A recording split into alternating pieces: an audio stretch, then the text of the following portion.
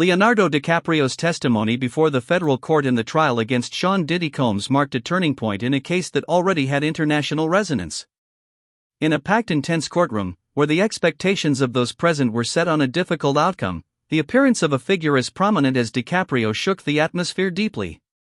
His intervention wasn't just a statement from a Hollywood star, but the revelation of a dark, almost unimaginable chapter behind the usual glamour and sparkle of celebrity parties.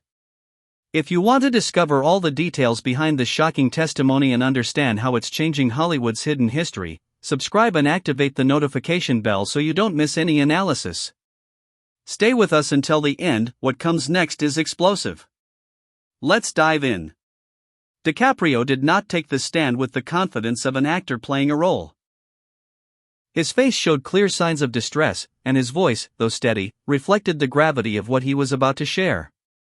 What he narrated was far more than an awkward anecdote. It was a story that exposed a hidden network of manipulation, control, and abuse operating under the veil of exclusivity and power in Hollywood.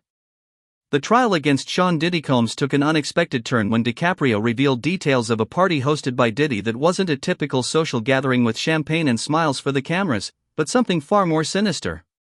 He described the mansion where the event took place as a remote, secure location with tightly monitored entrances and access limited to a carefully selected elite. Guests were flown in on private jets, with high-end security and gourmet catering. Everything seemed set for a glamorous night. However, as the evening progressed, DiCaprio began noticing disturbing signs.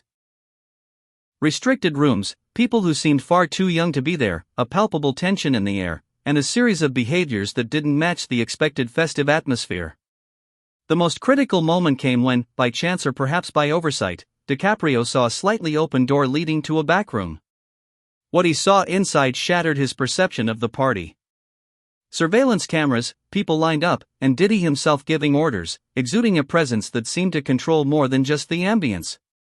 According to the actor, what appeared to be an exclusive social gathering was actually a carefully orchestrated operation with dark purposes. The feeling that overwhelmed him was one of having entered a space where power was exercised through surveillance and control, beyond superficial entertainment. The jury and everyone present were left stunned by these revelations, followed by an almost suffocating silence in the courtroom. DiCaprio confessed that at the time, he didn't know whether what he witnessed was illegal, but he was sure it wasn't right.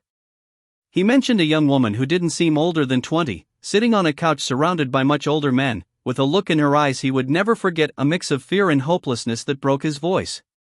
That image remained etched not only in his memory but also in the consciousness of the court, which began to grasp the scale of the case.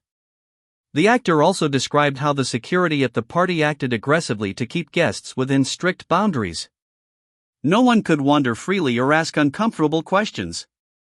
DiCaprio noticed that as the night wore on, several attendees would disappear for long periods and return visibly affected. He used the word process to describe this dynamic, making it clear that this was not just a party but a system that manipulated its participants. He tried to leave early but was subtly prevented from doing so, almost as a warning, and was held in a glass-walled waiting room for more than an hour, isolated and under surveillance.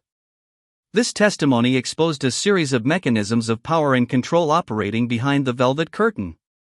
The prosecution then focused on a crucial aspect: why DiCaprio was speaking out only now, years after the events. The actor's response was clear and forceful: fear. Fear not just for his career, but also for his personal safety. He revealed that after that night, he began to experience systematic isolation, with stalled projects and acquaintances who distanced themselves. It was a kind of silent expulsion from certain circles, as if he had been marked.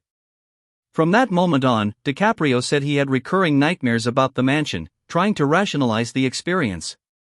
But the rumors, complaints, and disappearances that began to surface made him realize there was something much bigger and more dangerous at play. Later, a fellow actor warned him about the existence of a list that contained the names of everyone who had been filmed or compromised during those events, used as a tool for blackmail and control. DiCaprio explained how this network included everyone from producers to influencers, people who wouldn't usually move in the same circles but were connected by this invisible chain of power in silence. The most disturbing part was that this list ensured the obedience and silence of those who appeared on it, functioning as a mechanism of constant and silent manipulation. The testimony also delved into the very architecture of the mansion, not designed for luxury or grandeur, but for concealment. Secret divisions, hidden rooms, camera control centers that allowed constant and total surveillance. DiCaprio mentioned that some floor plans of the property had been shared in closed industry groups, indicating the existence of a structure designed to keep guests under control. This system, according to the actor, was not about entertainment, but a complex surveillance and control apparatus that tested the moral and legal boundaries of those involved. The code word lighthouse emerged as a symbol of that experience. Once someone entered that circle, they could see everything, but could no longer return to ignorance. DiCaprio explained that this term was used quietly among Diddy's inner circle, revealing a nearly cult-like level of exclusivity and danger. Tension reached a boiling point when DiCaprio mentioned Diddy's interactions with high-level political figures, specifically Barack Obama. Although the former president was never seen at the mansion, DiCaprio confirmed he had seen him interact with Diddy at private events and fundraisers, suggesting that awareness of what was happening may not have been absent from political circles, or at the very least, there was a willingness to look the other way. This revelation raised disturbing questions about the reach of the network and the complicity or indifference of the elites. Are you as shocked as we are? This isn't just another scandal, we're talking about a powerful network that controls and manipulates from the shadows. This courtroom episode, far from being just another moment in the trial, became a powerful symbol of the change that the entertainment industry and society itself are urgently demanding.